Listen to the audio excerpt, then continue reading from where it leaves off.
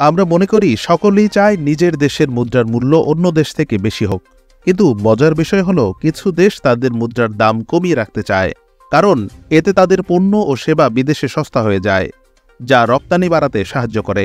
মুদ্রার দাম কম থাকলে বিদেশের মানুষ এই দেশের পণ্য বেশি কেনে, ফলে রপ্তানি বাড়ে এবং দেশের আয় বাড়ে। এভাবে দেশের অর্থনীতি মজবুত হয় এবং কাজের সুযোগ বাড়ে। বিদেশি বিনিয়োগকারীরাও আকৃষ্ট হয়, কারণ তাদের জন্য বিনিয়োগের খরচ কমে যায়। যেমন চীন অনেক দিন ধরে তাদের মুদ্রার দাম কমিয়ে রেখে রপ্তানিতে সুবিধা পেয়েছে, তবে এতে কিছু সমস্যাও হতে পারে। যেমন বিদেশ থেকে আনা জিনিসের দাম বেড়ে যায়, ফলে দেশের মধ্যে জিনিসের দাম বাড়তে পারে।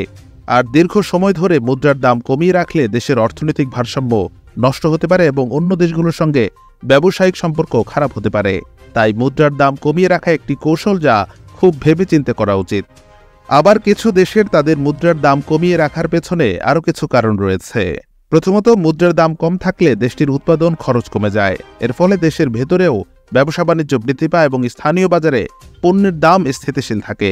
দ্বিতীয়ত, মুদ্রার দাম কমিয়ে রাখলে দেশটির কেন্দ্রীয় ব্যাংক বৈদেশিক মুদ্রার রিজার্ভ বাড়াতে পারে। এটি দেশের অর্থনৈতিক নিরাপত্তা বাড়ায় এবং আন্তর্জাতিক বাজারে দেশের অবস্থান মজবুত করে। তৃতীয়ত, মুদ্রার দাম কম থাকলে পর্যটকদের জন্য দেশটি আকর্ষণীয় হয়ে ওঠে, কারণ তাদের জন্য ভ্রমণের খরচ কমে যায়। এর ফলে পর্যটন খাত থেকেও দেশের আয় বাড়ে।